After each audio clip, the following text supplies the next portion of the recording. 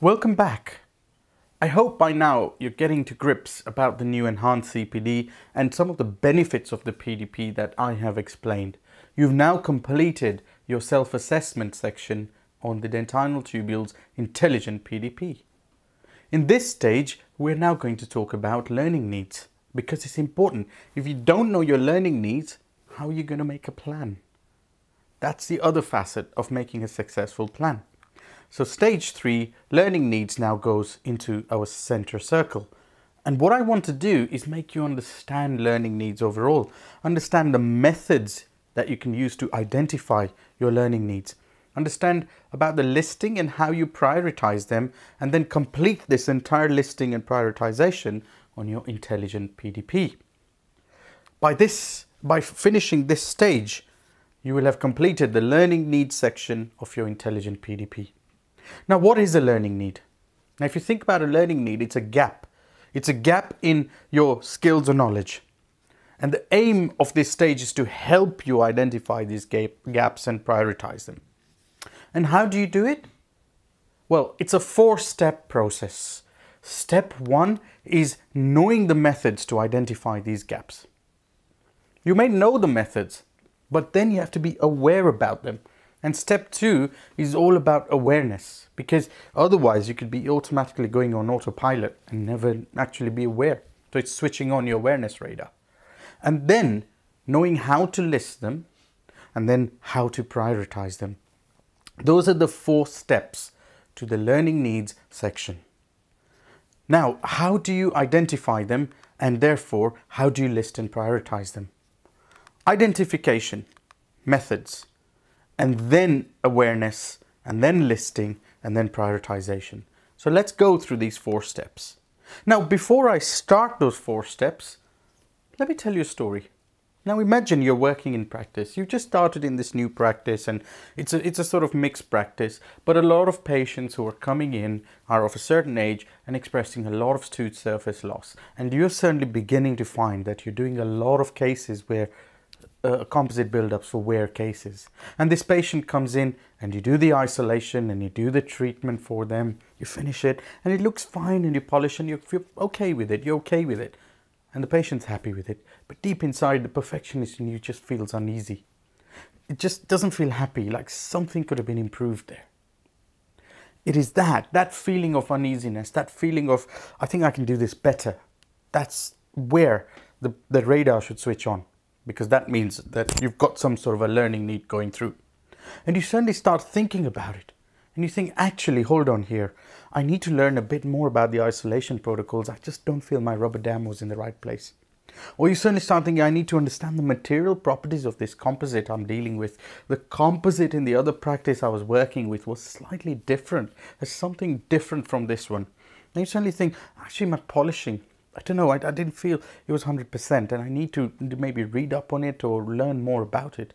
And invariably, when it happens to me as a dentist with my procedures, I kind of sit and go to my nurse, I don't think that went as well as I have liked. I just feel I could have done something better. And if you're talking to your nurse and your nurse suddenly goes, do you know what, actually true? The isolation, I could have helped you with the rubber dam area. Maybe I should have been holding it out and when you put it in. And you suddenly think, oh, with your nurse, you go, maybe we need to improve our four-handed dentistry techniques better. And suddenly it also realizes maybe we need to learn the isolation protocols together with each other. So you've just identified 5 learning needs. But here's another thing. You and your nurse have just had a communication. I told you in the first video, PDP enables all-round development. And you need to be talking to your dental nurse because this is a team approach. Through this process, that has come about as well. And you suddenly end up going to a tubule study club. And by the way, here you'll see a hands-on tubule study club. We're the only study club in the world at present who've done hands-on activities using virtual learning. And this year we did a roadshow with 900 people getting this across the country. Almost 900 people. They had red lighting there. Anyway, I digress. You go to a tubule study club and you start talking to your colleagues and you go, I had this case and I did this. And invariably we all talk dentistry when we meet dentists, and you think, I wasn't happy with it. I'm not sure about my polishing protocols and maybe it's different. And suddenly the other one goes, you know what, I had a similar case and I used a different composite. And as the conversation goes along, both of you sort of think, well, what was your protocol, your burr protocol for preparation of the teeth? You think, that's interesting. I've never thought about that. And your colleagues think, oh, we haven't thought about that. Suddenly, discussing with your colleagues has now suddenly brought out another learning need. And you put that, and then maybe you'll say, actually, there's a tubules video on that, someone says, and you go and watch it. Or you think, should we have a study club about this? Now you're beginning to think about the way to meet those learning needs. But first, through all these processes where you dealt with your patient and you were clinically thinking about the activity, you were reviewing your clinical activity, some of those learning needs came up. Feedback and discussion from your nurse brought some more learning needs. And then you go to a study club and discussion with your colleagues, and a peer review or study group brought back more learning needs. Suddenly you had a list of about 6 or 7 things which were gaps in your knowledge or your skills which you could fill up. It is this process where through this process you're aware that something's missing, that you start identifying your learning needs. That's the important aspect of planning your CPD. And if you start identifying your learning needs, then you start doing CPD relevant to your patients.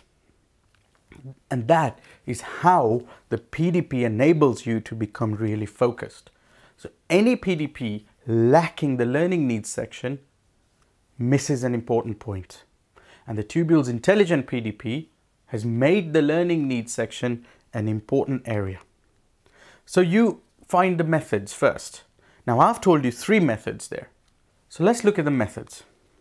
Now actually there are 13 methods to identify and review your learning needs. Reviewing your clinical activity is the first one. And we talked about this just now when I said you review a clinical procedure. That's a kind of reflection on clinical activity. That's different from reflections of CPD, which I'll talk about in section 6, but stage 6. But this is a reflection of clinical activity. And there's been far too much discussion about reflections. I'm going to visit that later. But another learning need is regulatory need. We have CPD we have to do for regulatory purposes. It may be for GDC's recommended list, or it may be that your practice tells you you need to do this CPD every year to comply with CQC standards or something along those lines. For example, this entire list of CPD. Did you know you had to do all this? There we go. These goals automatically enter your CPD plan on your intelligent PDP.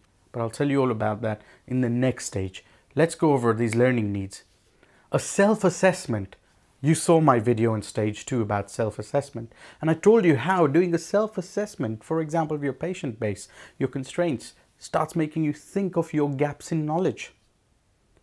A significant event analysis is important.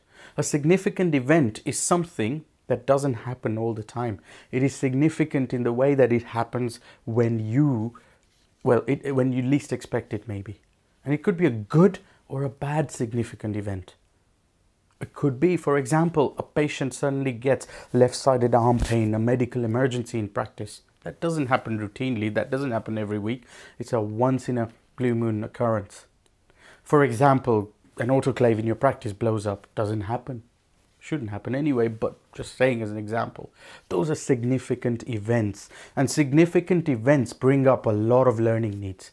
Now, if you think about a patient who's collapsed and you suddenly think, or getting left-sided arm pain, and you start telling your nurse, I think we're getting a patient who's getting a cardiac problem here, start bringing the aspirin, bring in the oxygen, bring in everything else. And your nurse rushes out, brings the emergency kit, you're looking after this patient, you tell your reception, can you call the ambulance? And they call the ambulance and say, we're having an MI in surgery, can we have someone here quickly? And in essence, you start putting the oxygen for the patient. You start putting the patient in the right position. All this happens. A paramedic arrives quickly and says, have you given the patient aspirin? And you think, oh, and you put it then in the mouth. And eventually the patient is fine. Is taken to hospital and recovers. But that's an emotional trauma for you. However, you suddenly sit with your team and think, oh, that was crazy. We need to think about some things in practice. Maybe with the medical emergencies kit, we need to put a protocol in place, so that when it happens, we can just read this chart and follow the protocol. That's something systematic. But since we're talking about learning and CPD, a significant event can tell you, oh, we have to start remembering some things about these sort of emergencies. Let's all learn together as a practice. There you go. A learning need has come up, not just for you, but your whole team, and you can learn together. That's why a significant event analysis, sitting with the team, analyzing what's happened, can bring up learning needs. Feedback from colleagues, and we talked about how you get feedback from your nurse over certain things, can bring up a learning need. Feedback and discussion with patients as well. You know, your patient may say, actually, I'm not happy with this. Sometimes they're complaining and you feel it's not genuine, but sometimes it may be genuine and some things you could improve upon.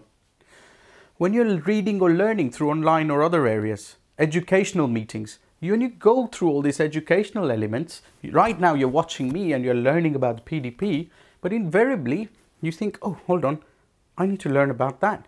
I was talking about medical emergencies. Did you think, oh, I need to do my training? See, you're learning about one thing, but it's identifying another learning need. Now that can happen. You start observing colleagues. How many times do you say, actually, can I go and watch you work? And you go and watch some colleague work and you think, how did you do that? How did you do that? And you start developing learning needs. If your radar is switched on, you can say, oh, I need to go and learn about this. I need to read about this. I need to go and ask someone about this. Similarly, if a colleague comes and observes you, same thing. You're reviewing patient treatments retrospectively. You're doing audits. You're looking back at audits of radiographs in practice and you suddenly find, oh, my bite wing radiographs are an outlier from everybody else. Maybe there's something missing. I need to learn about that. And 360-degree feedback analysis can bring up learning needs as well. Now, I'm not going to talk a lot about 360 feedback, but it's just something to keep in mind. It'll be another video I'll do with that. But you can see through all these things, learning needs arise all the time. And if your radar was switched on, your awareness radar, you could be listing a lot of needs. Now start thinking, how many times in practice are you on autopilot? How many times are you doing procedures? Let me get the next patient. Let me get the next patient in. And you don't review or think or use the word reflect on all these things happening across your day. If you sit back and go, that happened, I could improve on that. That happened, I could improve on that. My discussion with my boss, I could improve on certain communication things. I just saw my reception team talking to a patient. Together we could improve on our welcome team skills. Your list of learning needs could be massive.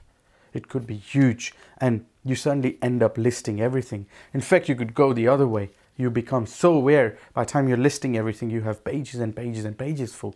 And you can't end up meeting all those learning needs very quickly. If you do this the right way, you'd have lots of them, and then you go ahead and prioritize them, which is step 4. Before we talk about prioritization, let's show you how now you start listing learning needs on the Intelligent PDP. You go to Intelligent PDP on the left, then you click on Learning Needs, click on Add a Learning Need, and then start writing it down. Now, where it says on the top, select an activity, your drop-down list brings up all those 13 activities I just talked about.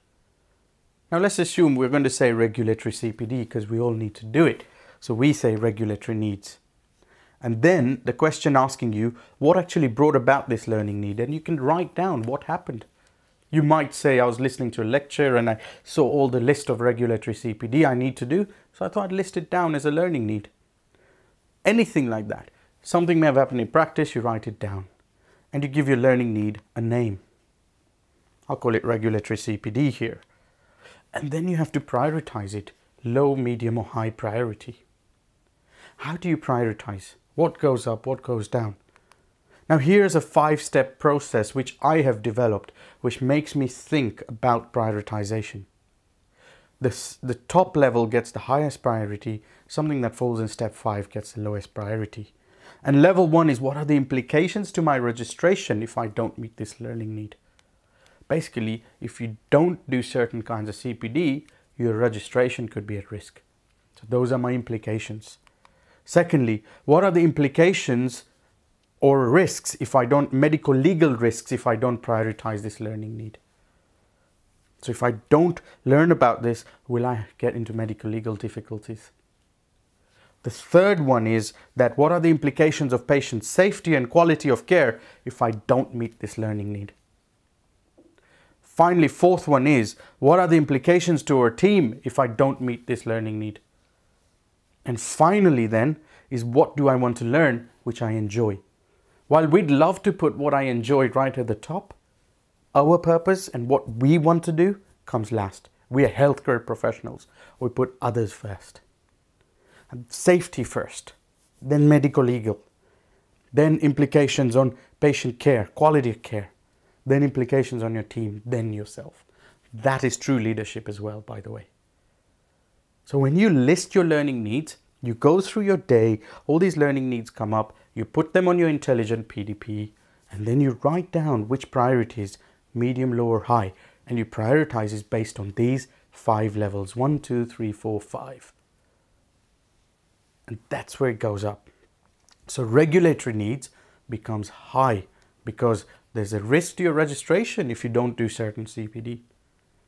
There's a risk to your practice as well before CQC come inspecting. That's why you need to do that. So there, once you've done it on your intelligent PDP, click on save. Regulatory CPD is there. Congratulations, you now added your first learning need on the Tubules Intelligent PDP. Now go ahead and put some more. Put 2 more. You've been watching these videos from me on ECPD. So why not make a learning need about the ECPD and PDP? Here's an example of the one I did. You can copy and paste all this information if you want. And give it a priority. And then, why don't you go and put more? Something about a personal or professional learning need. Something clinical. Why don't you go to practice, spend some time, think of the procedures you're doing, and suddenly find something where you're unhappy or uncertain or you feel you can improve upon, make that a learning need. I made one. It was called soft tissue skills because I know I could improve on that, especially from a couple of cases I've had. I now have 3 learning needs there. One a high priority, one a medium, and one a low priority. And you could list and list and list. But I'll leave that to you because you've listed 3. Congratulations.